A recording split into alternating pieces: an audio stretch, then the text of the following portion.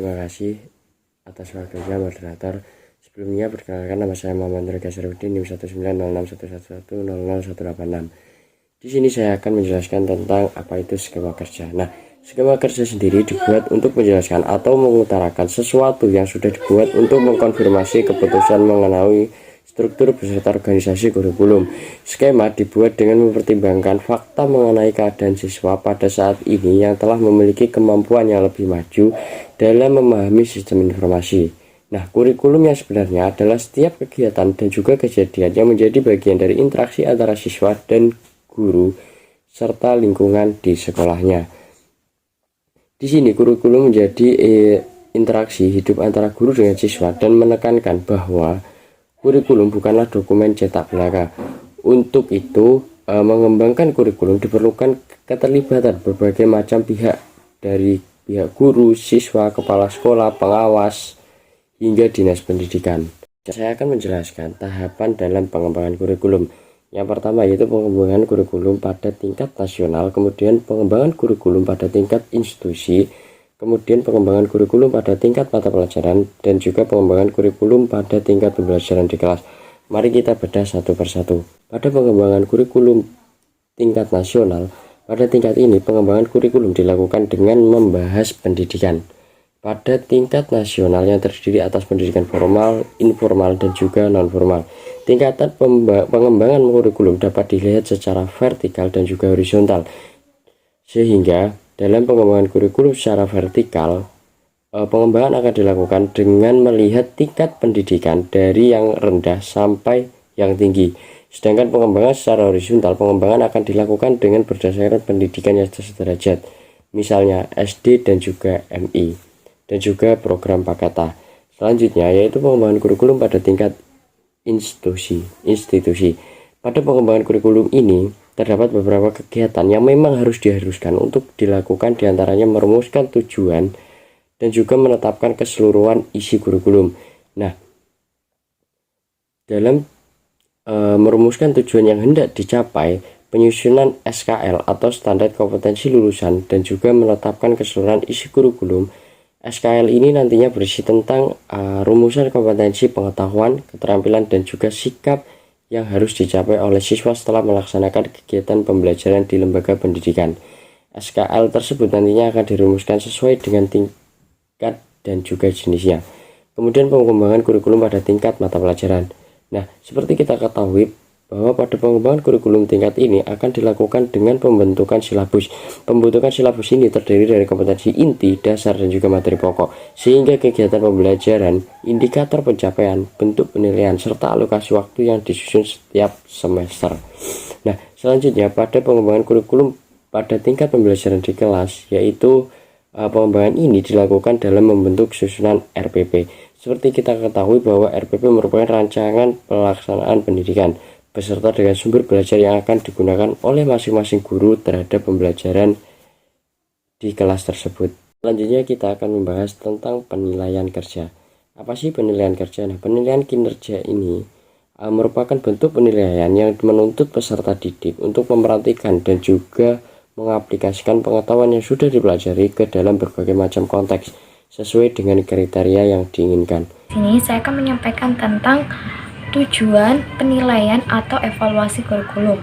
Nah, dari evaluasi pelaksanaan kurikulum ini bertujuan untuk mengukur seberapa jauh dari penerapan kurikulum standar nasional hingga dipakai sebagai pedoman pengembangan dan pelaksanaan kurikulum di daerah atau di sekolah. Nah, pelaksanaan kurikulum ini juga dapat dimengerti dan diterapkan dalam kehidupan sehari-hari. Nah, juga dianalisa oleh peserta didik. Langkah-langkah penilaian atau evaluasi kurikulum terbagi menjadi dua.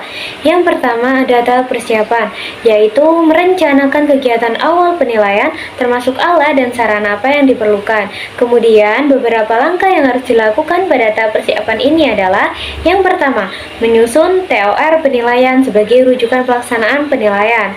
Nah, dalam TOR ini dijelaskan mengenai target dan sasaran penilaian, lingkup atau objek yang dinilai, organisasi organisasi yang menangani penilaian, serta biaya pelaksanaan penilaian. Yang kedua ada klasifikasi, yaitu mengadakan telaah perangkat evaluasi seperti tujuan yang akan dicapai, isi penilaian, strategi apa yang digunakan, dan sumber data, juga instrumen dan jadwal penilaian. Yang ketiga ada uji coba penilaian atau tryout, yaitu melaksanakan teknik dan prosedur penilaian di luar sampel penilaian. Langkah pelaksanaan penilaian atau evaluasi kurikulum yang kedua adalah tahap pelaksanaan. Nah, pada tahapan ini yang harus dilakukan antara lain: pertama, menyusun dan mengolah data hasil penilaian, baik data yang dihasilkan berdasarkan persepsi pelaksana kurikulum dan kelompok sasaran kurikulum, maupun data berdasarkan hasil amatan dan monitoring penilai. Kemudian yang kedua, menyusun deskripsi kurikulum tersebut berdasarkan data informasi yang diperoleh dari hasil penilaian. Kemudian ketiga, menentukan judgement terhadap deskripsi kurikulum berdasarkan kriteria tertentu yang telah ditentukan. Judgement dapat menggunakan dua macam logika, yaitu logika vertikal dan logika horizontal. Kemudian yang keempat adalah pembahasan dan pengukuhan hasil-hasil penilaian dalam satu pertemuan khusus yang melibatkan tim penilai dengan pelaksana kurikulum, pengambilan keputusan, dan mungkin unsur-unsur lain yang relevan sangat diperlakukan sebelum hasil-hasil tersebut dimanfaatkan. Ini saya akan menjelaskan mengenai evaluasi tujuan-tujuan dalam bentuk formatif menurut Olivia 1991-481, yaitu ada 5 yang dilakukan atau 5 cara.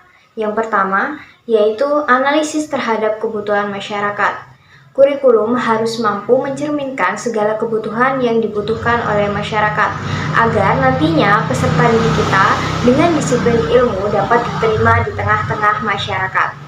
Kemudian yang kedua, yaitu ada analisis terhadap kebutuhan individu siswa, yakni harus sesuai dengan apa yang dibutuhkan oleh siswa dalam pembelajaran di kelas, yang nantinya akan dibawa siswa ke luar kelas atau di masyarakat di lingkungan. Kemudian yang ketiga yaitu menyerahkan tujuan atau goals, sub-goals, dan tujuan khusus atau objektif kepada berbagai kelompok, di mana kita harus mengikut sertakan pihak lain untuk mendapatkan apa yang akan kita tuju dengan berbagai kelompok. Kemudian yang keempat, menyerahkan goals, sub-goals, dan tujuan khusus atau objek kepada para ahli di bidang ilmu atau mata pelajarannya, di mana kita juga harus mengikut sertakan orang-orang yang pandai dalam bidangnya atau ahli, sehingga kita dapat mendapatkan data atau hasil yang real atau benar atau bukti adanya seperti itu. Kemudian yang kelima yaitu menggunakan berbagai data evaluasi summatif, di mana data yang telah dikumpulkan itu kemudian digunakan sebagai bukti atau sebagai data yang real dari pengembangan kurikulum itu.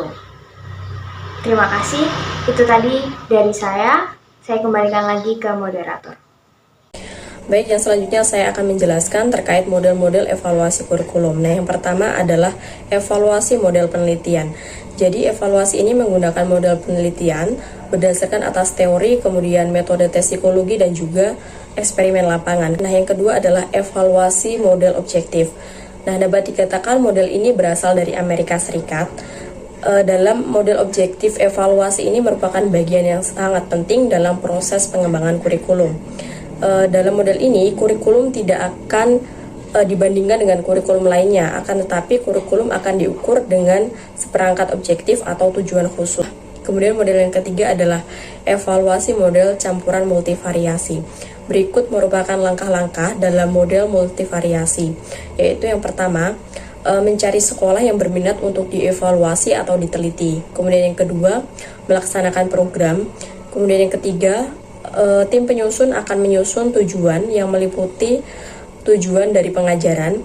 Kemudian yang keempat, apabila semua informasi telah terkumpul, maka akan mulai dikerjakan secara komputer. Kemudian yang kelima, tipe analisis dapat juga digunakan untuk mengukur pengaruh dari beberapa variabel yang berbeda. Perkenalkan, nama saya Friska Putri Aryani, NIM 185. Di sini saya akan menjelaskan materi tentang perekaman. Apa sih perekaman itu? Jadi perekaman merupakan sebuah proses yang dilakukan oleh seseorang untuk menyalin ulang sebuah kejadian atau menyimpan suatu objek yang tengah diamati dalam bentuk lain. Perekaman juga bisa disebut sebagai pencatatan dalam kegiatan pengembangan kurikulum karena proses perekaman merupakan proses dokumentasi yang diperoleh melalui kegiatan observasi. Pengembangan kurikulum sekolah. Perekaman yang sudah dilakukan kemudian akan disusun. Adapun teknis yang biasanya digunakan dalam perekaman pada kegiatan kurikulum sekolah itu meliputi yang pertama ada pencatatan naratif, yaitu pencatatan yang membutuhkan penulisan sehingga menyita waktu, tetapi hasil yang diperoleh biasanya akan lebih kaya informasi dan juga lebih akan kaya wawasan dan mudah dipahami. Kemudian yang kedua yaitu tentang pencatatan terstruktur, yaitu pencatatan yang tidak membutuhkan penulisan, biasanya lebih cepat dan mudah dilakukan, misalnya dengan cara checklist. Namun, informasi yang diperoleh itu kadang kurang mendetail atau tidak tersusun dengan rapi. Kemudian yang ketiga yaitu pencatatan atau perekaman dengan perangkat elektronik. Ini sering sekali biasanya digunakan oleh masyarakat umum zaman sekarang karena menggunakan teknologi akan lebih mudah dalam merekam suatu kejadian atau kegiatan yang sedang berlangsung. Adapun contoh dari pencatatan atau perekaman dengan alat elektronik yaitu misalnya menggunakan rekaman suara, video, ataupun juga gambar. Informasi yang diperoleh biasanya juga lebih akurat dan lebih lengkap karena terdapat bukti gambar ataupun video. Oleh karenanya, adanya proses perekaman ini sangat dianjurkan dan harus dilakukan untuk memperoleh sebuah informasi yang tepat dan juga akurat. Sehingga data dari pengembangan kurikulum yang berlangsung itu akan lebih cepat untuk diproses dan lebih akurat dan bisa dibuktikan. Seperti itu. Saya kembalikan lagi ke moderator. Terima kasih moderator. Perkenalkan saya Cahaya Putra Octaviana sebagai pemateri kedua akan menjelaskan mengenai sosialisasi pengembangan kurikulum sekolah dan pembuatan juknis pada pengembangan kurikulum sekolah. Sosialisasi merupakan aktivitas atau proses yang ditujukan untuk mengenalkan sebuah kurikulum kepada kepala sekolah, guru, komite sekolah, dan tenaga kependidikan ataupun masyarakat luas, sehingga pihak-pihak yang terkait benar-benar paham mengenai kurikulum yang tengah disiapkan. Sosialisasi ini harus dilakukan dengan terencana dan matang supaya dapat dipahami dengan mudah serta diberlakukan secara optimal. Hal ini disebabkan karena sosialisasi adalah salah satu penunjang dari tercapainya keberhasilan kurikulum. Sosialisasi diadakan dengan adanya kesepakatan antara pihak-pihak terkait, diantaranya yaitu guru, kepala sekolah, komite sekolah, serta tenaga kependidikan demi mencapai kesepakatan dan pengesahan supaya tercipta kesuksesan kurikulum 2013 di sekolah. Dalam sosialisasi terletak suatu hubungan masalah, pemahaman dengan ide kurikulum, persetujuan dengan sikap yang digunakan untuk melaksanakan kurikulum, juga kemampuan baru yang dibutuhkan saat melaksanakan kurikulum. Anggapan bahwa guru bermutu merupakan seorang guru yang dapat mengimplementasikan kurikulum tanpa adanya sosialisasi adalah anggapan yang salah. Justru hal ini menjadi penyebab kegagalan dari implementasi kurikulum.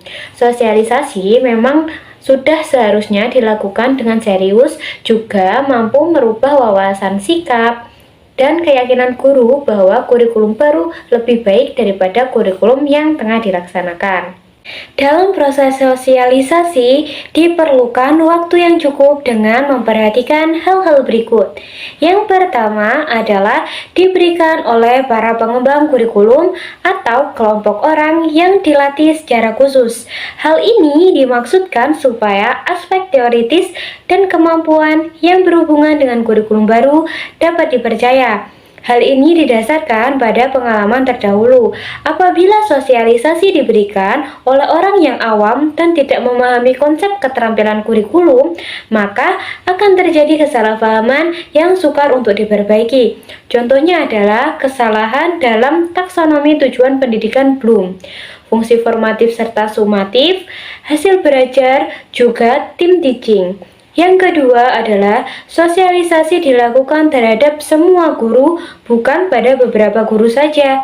Apabila sosialisasi dilakukan hanya pada beberapa orang guru saja, maka guru yang telah mendapatkan sosialisasi memiliki peluang dimintai untuk melatih koleganya. Namun, apabila sekolah tidak menyediakan waktu khusus dan dana khusus, maka dapat terjadi kerancuan. Karena bisa saja ada beberapa aspek kurikulum baru yang tidak dijelaskan atau dibahas, sehingga berakhir dengan ketidaksempurnaan kurikulum. Nomor 3, sosialisasi diikuti dengan evaluasi yang digunakan untuk mengetahui apakah guru dan pelaksana lain kurikulum telah memiliki sikap, keyakinan, wawasan, dan kemampuan yang menjadi syarat bagi implementasi kurikulum. Apabila guru dan pelaksana kurikulum lain belum memenuhi syarat, maka akan diberlakukan pelatihan ulang dan tidak diperbolehkan untuk melaksanakan kurikulum. Apabila terdapat pelatihan yang dilakukan dengan waktu yang singkat serta tidak disertai dengan evaluasi kurikulum, maka akan berdampak buruk pada tingkat keberhasilan implementasi kurikulum. Nomor 4, sosialisasi dilakukan dengan kegiatan pemantauan atau monitoring secara reguler untuk mengetahui kesulitan saat implementasi kurikulum baru, sehingga dapat dilakukan tindakan untuk mengatasi kesulitan yang muncul. Membiarkan kesulitan terlalu lama akan berdampak pada semakin sulitnya permasalahan untuk dipecahkan. Yang kelima, sosialisasi dilakukan oleh tim pengembang kurikulum dengan fungsi formatif evaluasi, sehingga masukan yang diberikan selama proses sosialisasi untuk perbaikan akan sesuai dengan karakteristik kurikulum. Materi kedua yang akan saya sampaikan adalah pembuatan juknis atau petunjuk teknis pada pengembangan kurikulum sekolah. Hal yang harus dilakukan saat pembuatan juknis adalah pertama, pembentukan tim pengembang kurikulum. Tahap pertama yang harus dilakukan saat mengembangkan kurikulum adalah pembentukan tim pengembang kurikulum di tingkat sekolah. Tim ini akan menjadi penggerak penyusunan, implementasi, monitoring, hingga evaluasi. Tim pengembang terdiri atas kepala sekolah, komite sekolah, guru, serta tokoh masyarakat. Tim ini bertugas untuk memberikan bantuan pada kepala sekolah untuk mengkaji kebijakan pemerintah mengenai penyusunan kurikulum pada tingkat satuan pendidikan. Yang kedua adalah analisis konteks dan kebutuhan. Analisis konteks dan kebutuhan merupakan kegiatan menganalisis situasi serta penilaian kebutuhan untuk menentukan kebutuhan siswa serta masyarakat dalam sebuah program pendidikan. Analisis konteks ini disangkut pautkan dengan kondisi siswa yang pernah dihadapi, kondisi guru, serta lingkungan sekolah di mana kurikulum akan diberlakukan. Kegiatan analisis kebutuhan ini dilakukan dengan mencari informasi dari kelompok dan komunitas masyarakat, pengelola pendidikan, guru, orang tua, serta siswa. Informasi yang dicari berkenaan dengan apa yang dibutuhkan oleh siswa supaya dapat berkembang, bergaul, serta menyesuaikan diri dalam lingkungan masyarakat yang modern. Analisis kebutuhan mencakup berbagai hal, diantaranya pengetahuan, keahlian, sikap, dan nilai yang dibutuhkan saat peserta didik telah menyelesaikan suatu program pendidikan. Sedangkan dalam analisis konteks menyangkut mengenai harapan masyarakat terhadap masa depan anaknya, analisis potensi peserta didik yang masuk ke sekolah, serta analisis daerah dan satuan pendidikan. Setelah proses analisis konteks situasi ini selesai, para penyusun akan memutuskan karakteristik dari kurikulum yang akan dikembangkan. Yang ketiga adalah penentuan aspek khusus dalam rancangan kurikulum. Hasil dari analisis konteks yang berupa rancangan akan dikembangkan ke dalam hal-hal khusus dalam kurikulum sekolah. Contohnya adalah pertama, konteks masyarakat. Masyarakat memiliki harapan agar siswa dapat menghadapi tantangan global. Yang kedua, kondisi sekolah. Sekolah dapat menjadi pelopor para calon pendidik dan siswa yang sukses dalam mengembangkan ilmu pengetahuan. Yang ketiga adalah konteks orang tua. Orang tua berharap siswa menjadi anak yang baik dalam akhlak, perbuatan, perkataan, dan berguna bagi lingkungan sekitar. Yang terakhir adalah konteks kebutuhan masa kini dan masa depan dalam pengembangan teknologi. Diharapkan siswa terampil dan paham dalam menggunakan teknologi. Hal yang dilakukan saat pembuatan juknis nomor 4 adalah pengkajian standar kelulusan, standar isi, standar proses, dan standar penilaian. Kerangka dasar kurikulum ditetapkan oleh pemerintah pusat dengan mengacu pada pendidikan nasional. Capaian pembelajaran disesuaikan dengan visi dan misi satuan pendidikan serta konteks kebijakan lokal. Nomor 5 adalah penyusunan dokumen pertama. Tim pengembang kurikulum menyelenggarakan workshop untuk menyusun kurikulum, sedangkan kepala sekolah, guru, komite, dan stakeholder lain menyusun dokumen pertama yang berisi tujuan atau cara untuk mencapai isi atau muatan yang dituliskan dalam dokumen kurikulum. Komponen dokumen pertama berisi visi misi sekolah, struktur dan muatan kurikulum berupa mata pelajaran, muatan lokal, pengembangan diri, beban belajar, kesusahan belajar, serta kenaikan kelas ataupun kalender pendidikan. Nomor 6, penyusunan dokumen 2. Dokumen 2 berisi mengenai silabus seluruh pembelajaran dengan kompetensi inti dan kompetensi dasar yang terdapat dalam standar isi. Pada kegiatan ini, guru difasilitasi untuk mengembangkan silabus dan RPP untuk pembelajaran. Nomor 7 adalah pengesahan oleh kepala sekolah. Setelah dilakukan finalisasi, dokumen-dokumen sebelumnya akan ditetapkan oleh kepala sekolah dan dipertimbangkan oleh komite sekolah dengan diketahui oleh Kemendikbud kabupaten atau kota untuk tingkatan SD ataupun SMP. Menurut Supripto, pada tahun 2015, petunjuk teknis memiliki fungsi untuk menjawab pertanyaan bagaimana. Contohnya adalah seandainya guru memiliki keterbatasan ilmu pengetahuan, namun guru memiliki kewajiban untuk menyampaikan ilmu tersebut kepada siswa. Oleh karena itu, guru tersebut akan terbantu dengan keberadaan koordinator ilmu atau tim pengembang kurikulum. Koordinator atau tim tersebut dapat merespon keinginan informal, menjelaskan mengenai apa yang diperlukan, dan mengambil sumber-sumber yang bermanfaat. Kaitannya dengan hal ini adalah pembuatan petunjuk teknis atau juknis bertujuan untuk memberikan respon pertama pada pertanyaan yang muncul. Arsip petunjuk teknis kemudian didokumentkan untuk memudahkan guru dalam proses belajar mengajar. Sekian dari pemaparan saya mengenai sosialisasi pengembangan kurikulum serta pembuatan juknis atau petunjuk teknis. Saya kembalikan kepada moderator. Terima kasih moderator. Perkenalkan, saya Laila Nurul Hidayati, NIM 187 sebagai pemateri ketiga yang akan menjelaskan tentang materi uji coba dalam pengembangan kurikulum. Nah, uji coba merupakan sebuah kegiatan yang dilakukan setelah adanya keputusan tentang struktur kurikulum yang akan dikembangkan sebagai hasil dari evaluasi input. Nah, kegiatan uji coba ini memiliki beberapa tujuan.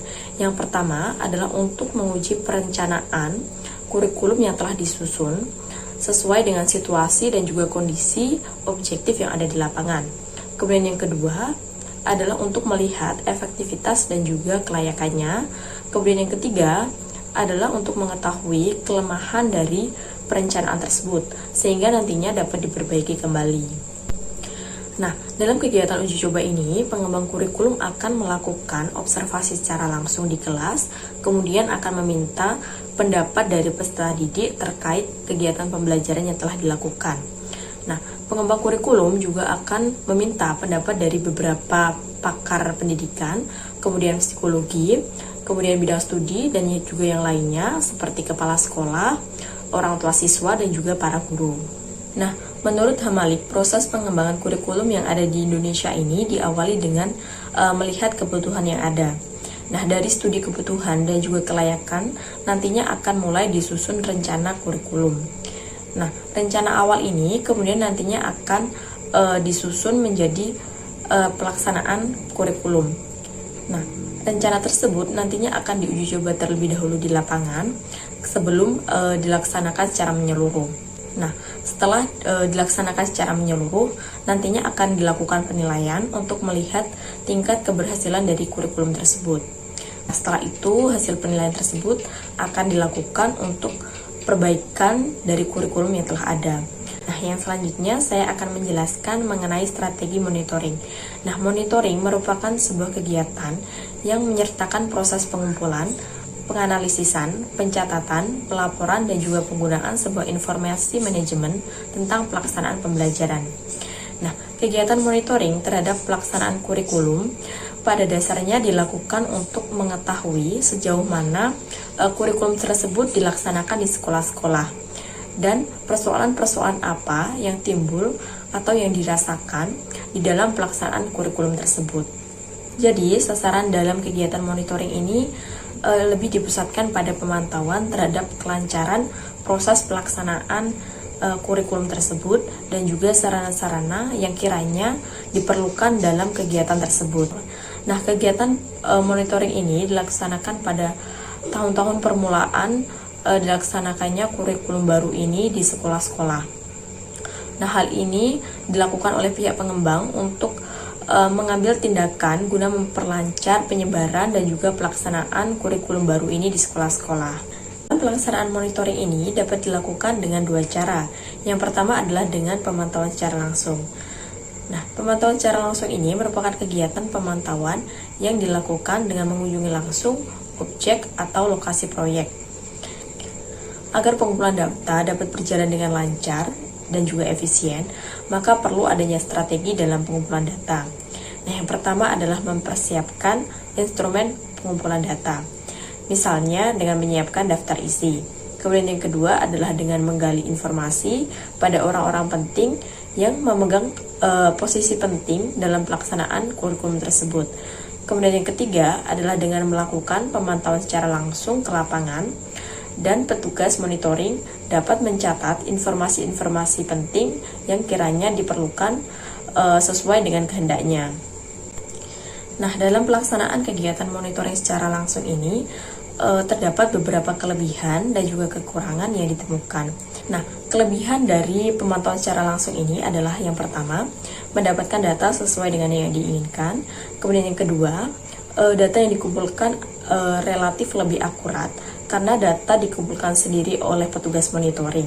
Kemudian yang ketiga, dengan pemantauan secara langsung, petugas monitoring bukan hanya dapat mengumpulkan data, akan tetapi petugas monitoring juga dapat memberikan saran-saran apabila kegiatan tersebut tidak sesuai dengan apa yang direncanakan. Nah, sedangkan kelemahan dari monitoring secara langsung ini adalah yang pertama, memerlukan biaya yang relatif besar. Hal ini dikarenakan untuk transformasi ataupun faktor jarak ke lokasi pemantauan dan juga untuk mengirim petugas monitoring ke lokasi tersebut. Kemudian yang kedua adalah memerlukan ketelitian yang relatif lebih tinggi.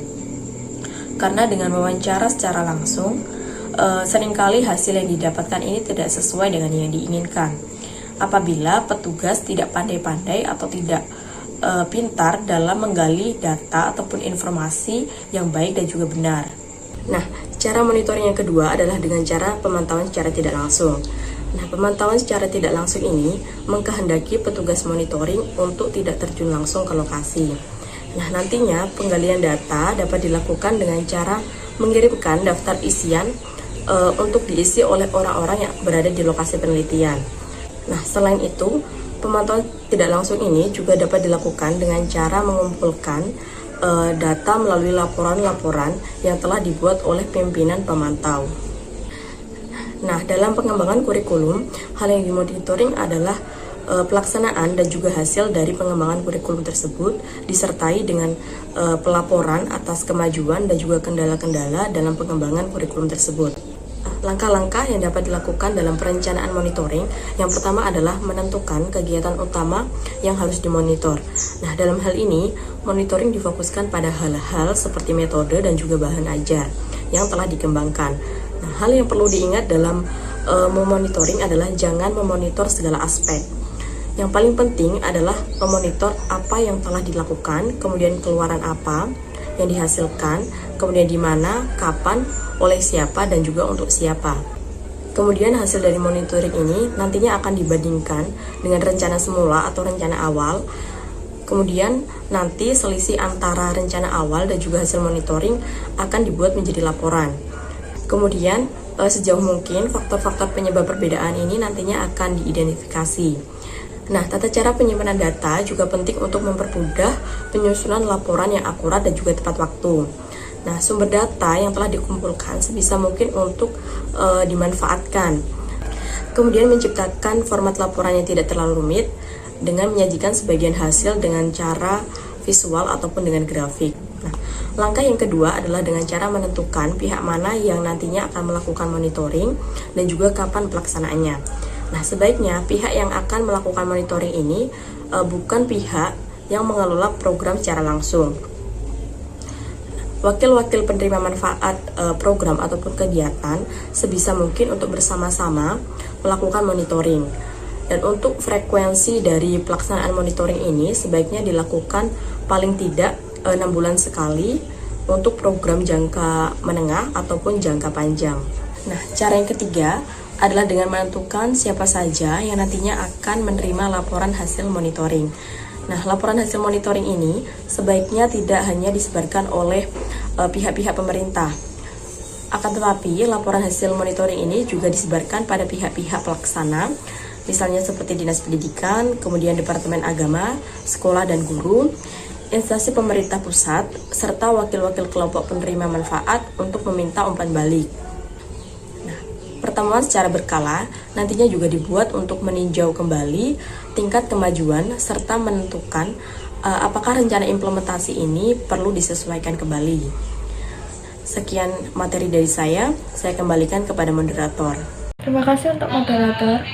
Perkenalkan, nama saya Nurul Farhatus Solihah. Saya dari kelas 6C, NIM saya 92. Di sini saya akan menyampaikan tentang pelaporan dan penyempurnaan terkait mengidentifikasi kegiatan pengembangan kurikulum pada bagian kedua. Pelaporan adalah hasil asesmen yang menjadi penting dari upaya proses menginformasikan tentang kemajuan dari perkembangan peserta didik dari hasil penerapan kurikulum yang sudah dilakukan. Nah, pelaporan ini juga sebagai tingkat pencapaian siswa dari hasil belajar dari perencanaan sekolah. Nah, pelaporan ini juga dilakukan oleh guru studi, wali kelas, terus sama kepala sekolah terkait kemajuan dari peserta didik. Nah, pelaporan ini juga dibentuk menjadi dua, yaitu pelaporan sumatif dan pelaporan formatif. Nah, untuk pelaporan dalam bentuk formatif ini memberikan informasi terkait belajar peserta didik pada saat tertentu.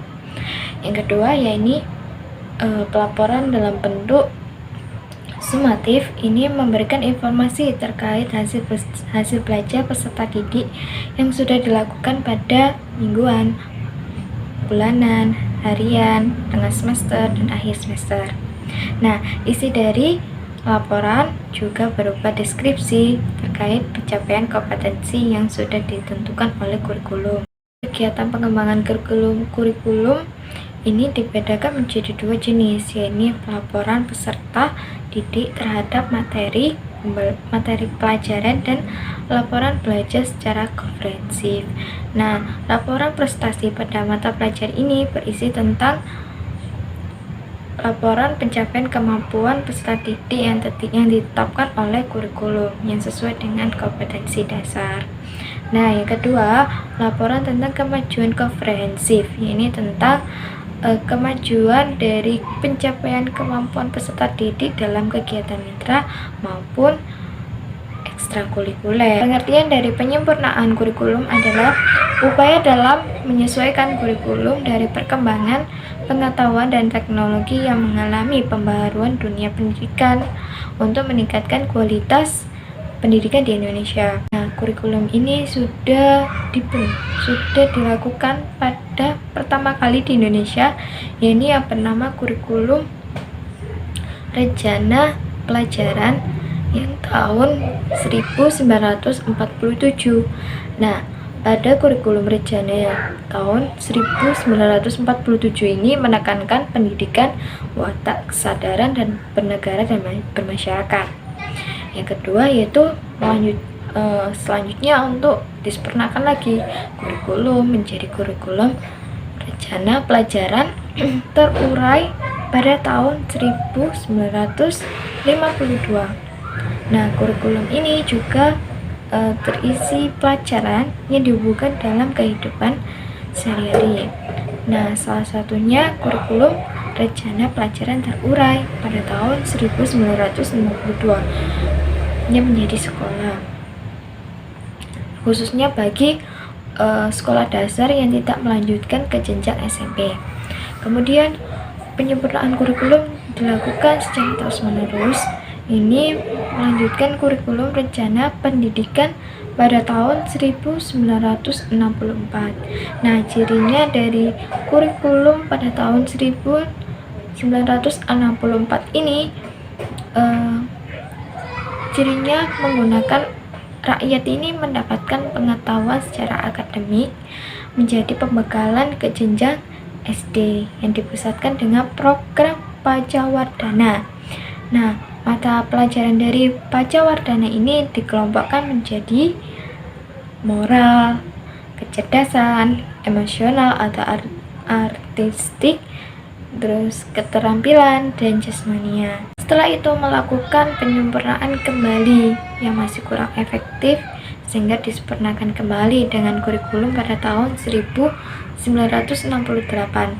Nah, pada kurikulum pada tahun 1968 ini juga menekankan pada pokok-pokok yang bersifat teoritis dan faktual.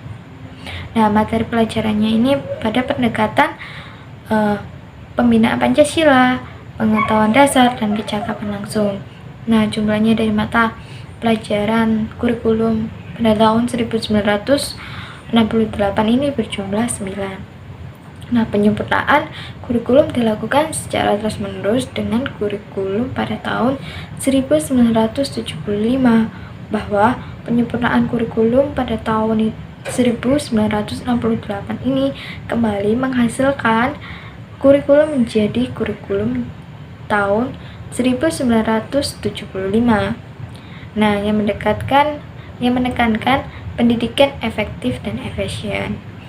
Pada kurikulum tahun 1975 ini terdiri dari metode, materi, tujuan pengajaran yang melalui prosedur pengembangan sistem instruksional.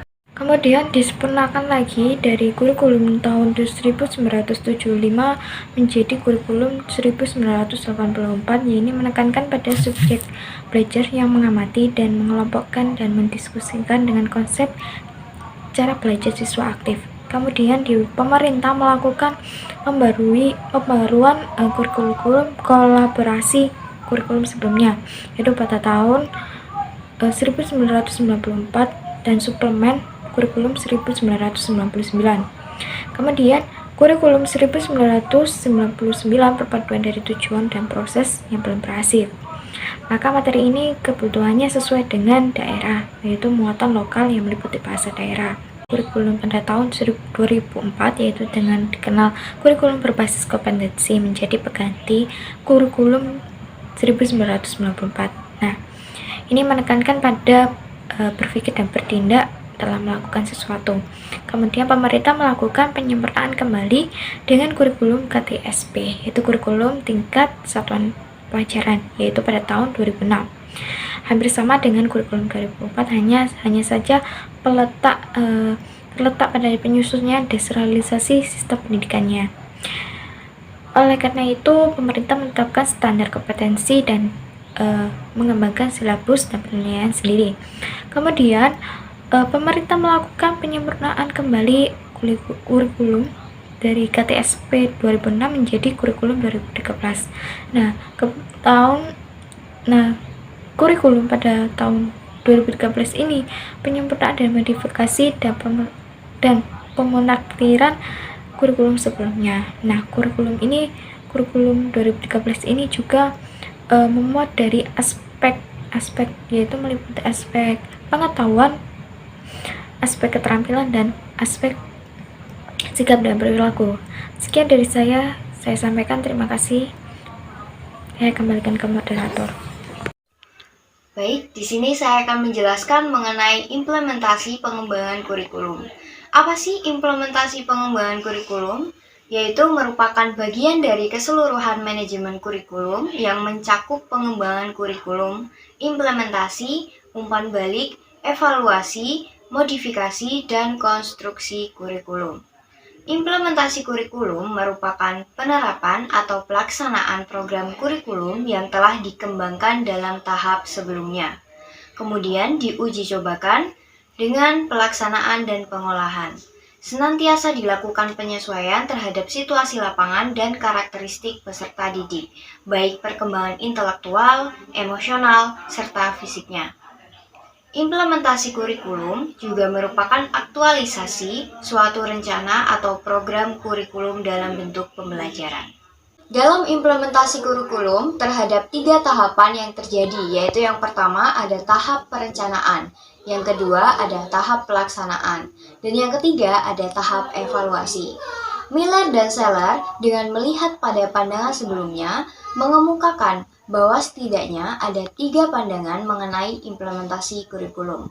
Yang pertama yaitu ada implementasi kurikulum sebagai sebuah event atau kejadian, yakni implementasi kurikulum merupakan bagian dari rangkaian kegiatan dalam proses pembuatan atau pengembangan kurikulum yang baru.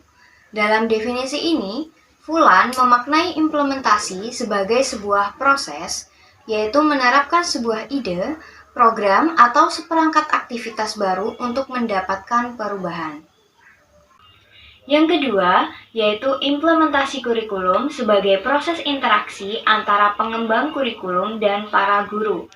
Yaitu, dalam hal ini, implementasi kurikulum dimaknai sebagai sebuah proses, bukan sebagai event, di mana saat pengembangan kurikulum ada interaksi antara pengembang dan juga guru yang bekerja sama untuk merancang, menyiapkan, mengembangkan, menilai, dan juga merevisi kurikulum.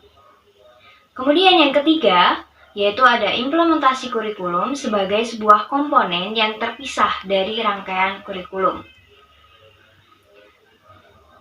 yakni menyatakan bahwa implementasi kurikulum merupakan sebuah komponen yang terpisah dari rangkaian kurikulum. Ada beberapa pendekatan atau model dalam implementasi kurikulum yang harus kalian ketahui.